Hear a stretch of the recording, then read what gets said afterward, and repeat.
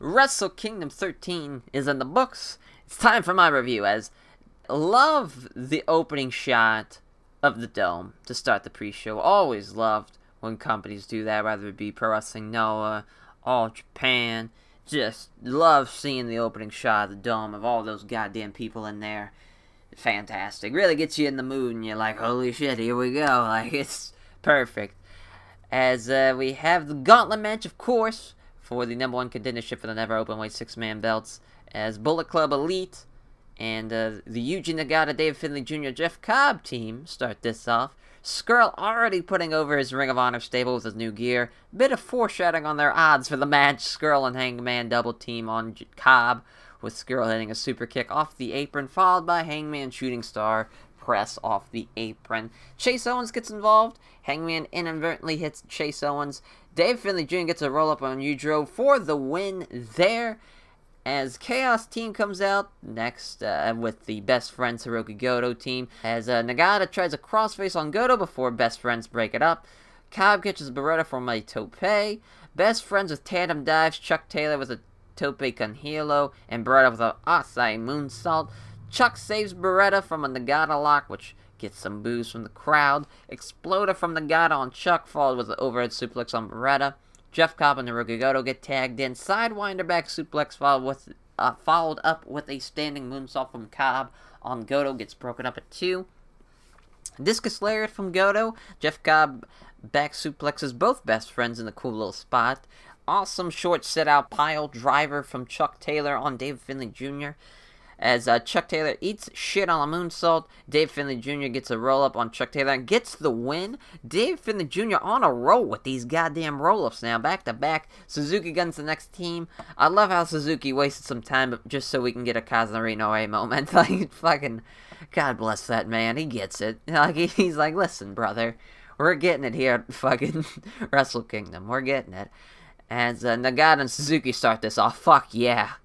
This is what I need in my life here. Palm strike the fuck out of each other. Suzuki counters Exploder with a guillotine choke there, as followed up with an octopus stretch. Nagata hits an Exploder on Suzuki, while Cobb and Davey Boy Smith Jr. are in the ring. Suzuki and Nagata brawl on the outside. Killer Bomb on Dave Finlay Jr. gets the win there for Suzuki Gun. It's Taguchi and the Most Violent Players, Togi Makabe and Toru Yano, are the next team and final team, to that matter, as Suzuki Gun meet them before they get into the ring and attack them. Dave Boy Smith Jr. hits a picture-perfect leg drop. Brother gets a 2 count. Archer walks the top rope, makes the tag to Suzuki, then hits Taguchi. Suzuki murders Makabe with a forearm shot. Suzuki and Makabe, just two old men, just try to murder each other with forearm strikes here. Yano gets tagged in, tries to get a baseball sign from Taguchi. He gets killed for it taking too long to get it. KS with multiple double team moves on Yano, who kicks out of multiple times there, as Yano fights off the killer bomb, goes for the double low blow but gets blocked. Makabe gets involved, all hell breaks loose. Yano hits a low blow on Dave Boy Smith Jr. and gets a roll-up, winning the 6-man gauntlet match. Every finish was a roll-up. Just, wow. And definitely would have preferred the Rumble, but it could have been worse. It could have been so bad that I just turned off the show before it even started. But before the main show, they go over the schedule, which, holy shit, 2 nights in the Tokyo Dome on the 4th and 5th for Wrestle Kingdom 14. God damn. That's insane. Like, that's a genius idea. I've always wanted to see, like, WrestleMania do that, especially with them going, like, plus 5 hours for a show. It's like, motherfuckers, you got your own network. Just fucking take a weekend and do it. Like, god damn it, they're gonna do, I'm assuming, Friday and Saturday? Or, as the main show, opener, of course, never openweight title match. Will Ospreay vs. Kota Ibushi. Tremendous stare down, followed by a crazy opening sequence that sees both guys going for their finishers early. Ibushi with a picture-perfect drop kick there. Tries to follow it up with a Golden Triangle moonsault, but Ospreay counters with a kick from the apron. Actually, a really perfectly timed counter. If it sounds like it's easy to do, but when you see it in like real time, you're like, holy shit, that took like precise fucking timing there. As Ospreay follows up with a Sasuke special. Ospreay, the Soul Blood, goes off the ropes into a Hurricane Rana from Ibushi there. Springboard top rope Tonkilio from Ibushi there. Comes back into the ring with a springboard dropkick to the back of Ospreay there. Follows up with a roll-up into a high angle German suplex. Jesus Christ, that was awesome. Ospreay gets back control of the match with his back handspring overhead kick. Ospreay catches Ibushi with a cheeky Nando spot. Both men trade strikes in the center of the ring. Unbelievable sequence into the standing Spanish fly from Will Ospreay there. A question mark kick from Ospreay goes for the Stormbreaker. Ibushi counters with a Rana that gets a 2 count. Ospreay counters the Lawn Dart with a German suplex. Ibushi with a boom out of the back of the head that fucking murdered the poor man. Golden Star Bomb. Ospreay somehow kicks out at 2. Ospreay and Ibushi trade palm strikes, so Ibushi is upside down the trio. Well, awesome little innovative spot there. That was fucking awesome. As Ibushi goes for his outside to inside German suplex, Ospreay lands on his feet, and fuck, they did it again. Another awesome camera shot between those two, which then gets later revealed that Ibushi's nose has been busted open. Both guys block their finishers again. Sit-out wheelbarrow driver from Ibushi gets a 2 count. Ospreay fucking murders the man with a forearm strike to the back of the head. Stormbreaker from Will Ospreay picking up the win, and the new Never Openweight champion. Fucking Christ. What a match. Those two men put on a unbelievable display of athleticism while also damn near murdering each other. You won't find another Never Openweight title match like that. And not for another long-ass time if those two ever have a rematch or something. Fucking insane. What an opener. That was a fucking crazy opener. No surprise, but just the sheer brutality of it. Very much like a Never Openweight title match, but also had the flips in there as well.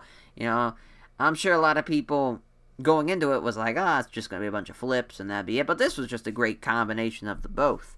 In my opinion, Ibushi has to leave on a stretcher. Not surprised. Sad, but, not surprised. They both aren't after multiple unprotected headshots from both men with strikes. Word is, I've been looking on Twitter kind of throughout the, about every hour, so it'd be like, is there any update?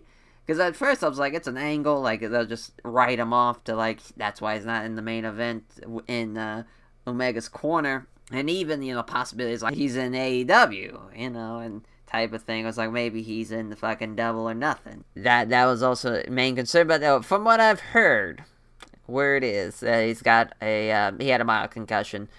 Which, hopefully, though, everything is okay. It's not just, it was just an angle and it's not mild concussion. But nobody should try to recreate some of those unprotected head strikes in the future. I mean, fuck.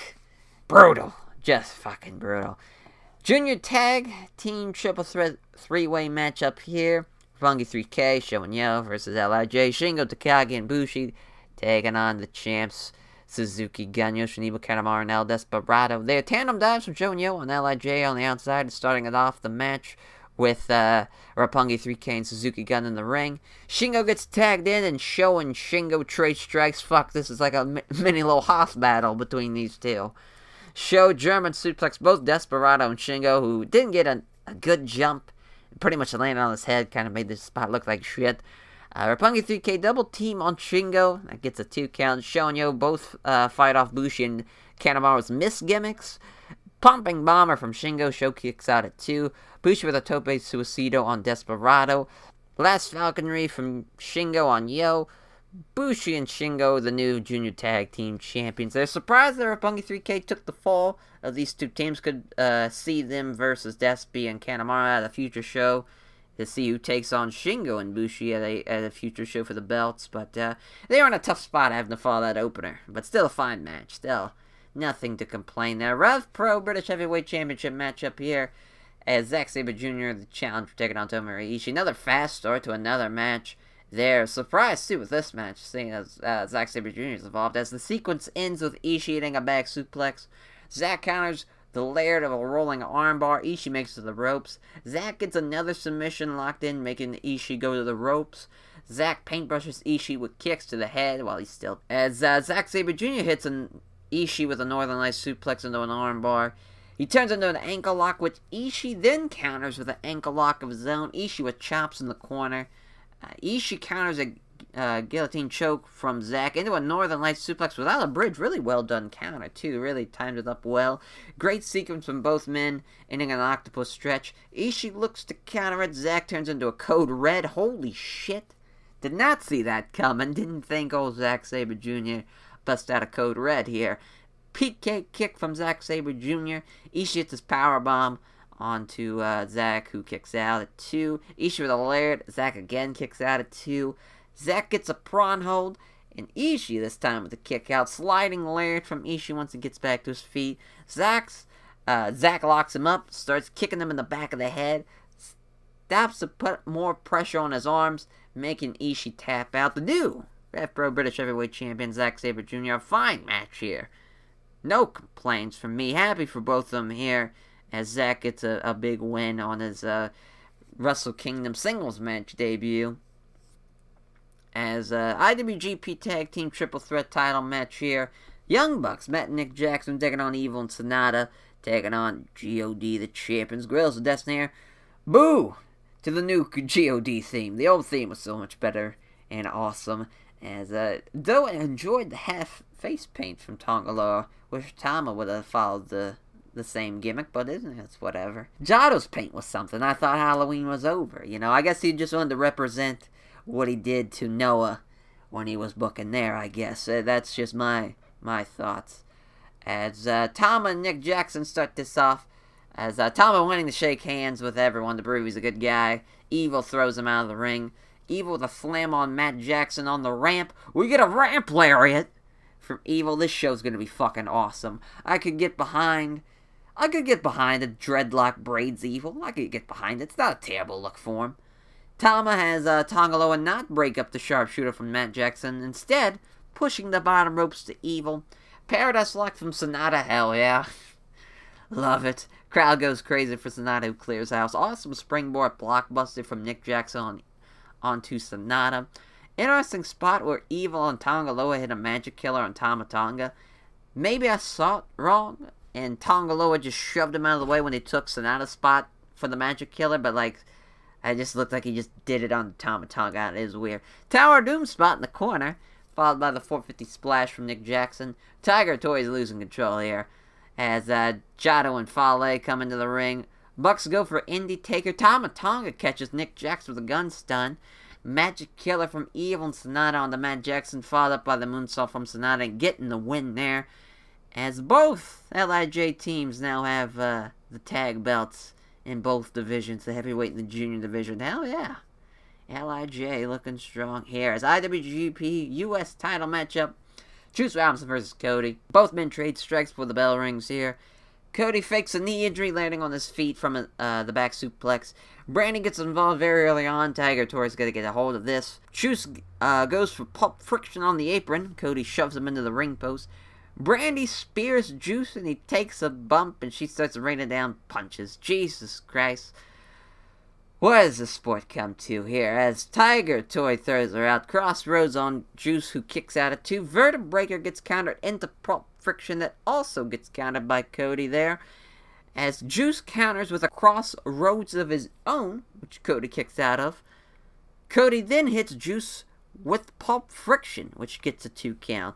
Cody hits Juice with a weight belt. Juice hits pulp friction, wastes time before he picks him up again and hits it for a second time, getting the win there. New champion, Juice Robinson. Well, that was if the U.S. wrestling style had a formula. That match followed it. Managers getting involved, guys using each other's finishers. It took multiple finishers to do the finish of the match. That was a sports entertainment match 101 there. Except for, I couldn't have cared less about it. Just, thank God that's over with. IWGP Junior Heavyweight title match. Taiji Shimoi versus Kushida. Taguchi's Doc Brown and Kushida's Marty McFly will never get old. They need to just remake the whole movie as those two in their roles and upload it to the New Japan World. Funny enough, the junior title match is the match that has the slowest start so far on the show. As a springboard from Taiji Ishimori. Ishimori hits a sliding German suplex. Tries to follow it up with a 450 splash, but Kushida catches the arm into a submission. Ishimori with a tilt-a-whirl head scissors into the Fujiwara armbar. Awesome spot from Kushida. countering the bloody cross from Taiji Ishimori by just throwing his legs under the ref. Kushida counters the bloody cross. Ishimori again, this time turning it into a hoverboard lock. Ishimori rolls through the hoverboard lock and throwing Kushida onto a shoulder-ending Death Valley driver. Running double knees in the corner from Taiji Ishimori.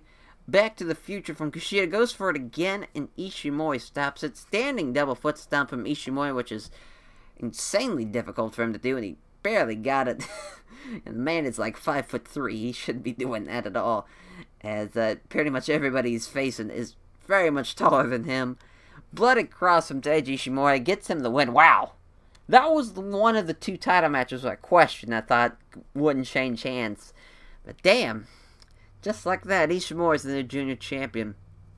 Damn, Kushida hasn't won a Wrestle Kingdom match since Wrestle Kingdom 10 against Kenny Omega. Funny enough, that's his only, like, Wrestle Kingdom win. Pretty crazy. Like, he's been in, like, 6 of them, and he's only won, like, 1. He's only had 3 singles matches, I guess, to be fair. Against Omega, against Hiromu Takahashi, and then now against Ishimori. Lost them all, but Kenny Omega. The grudge match.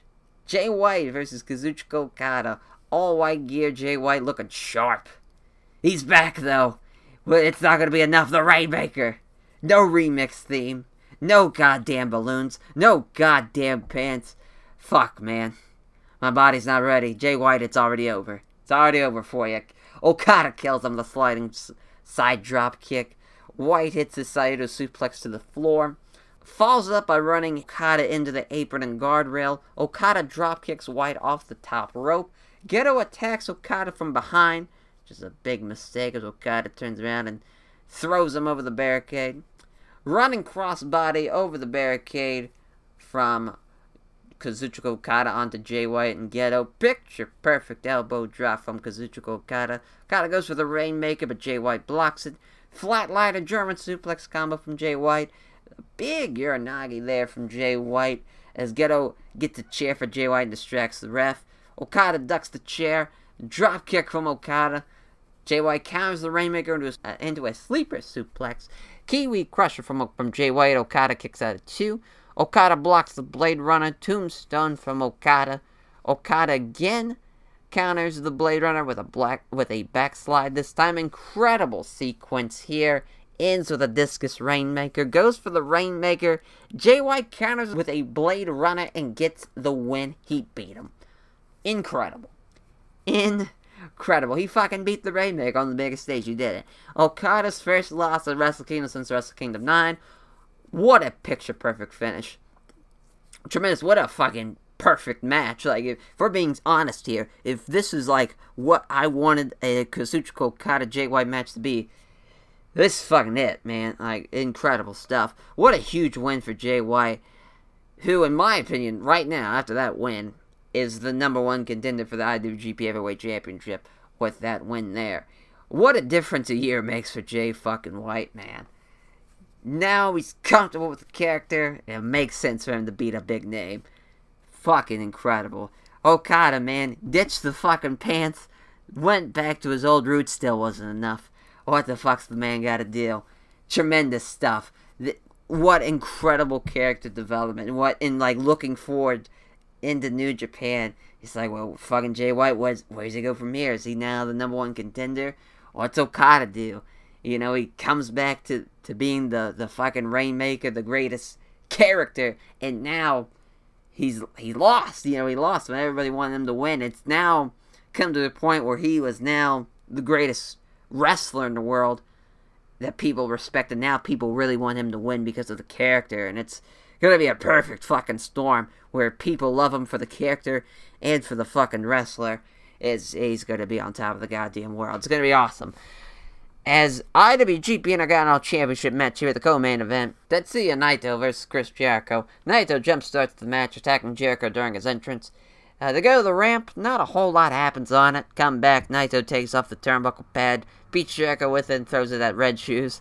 Jericho hits Naito with a kendo stick.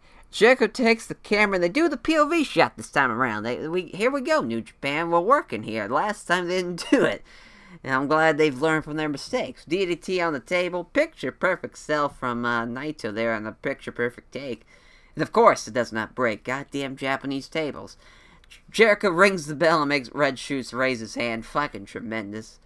Crossbody off the top rope from Jericho, gets a 2 count. Naito spits in Jericho's face. Walls of Jericho here. Naito gets out of it.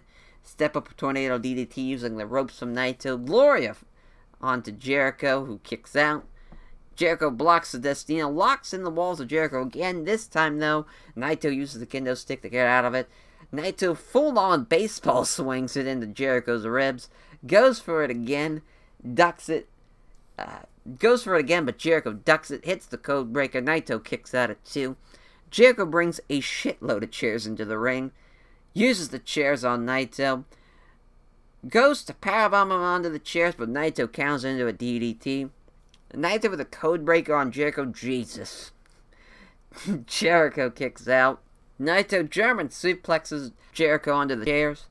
Jericho again hits a code breaker, and somehow the son of a bitch kicks out at 2. Great false finish there.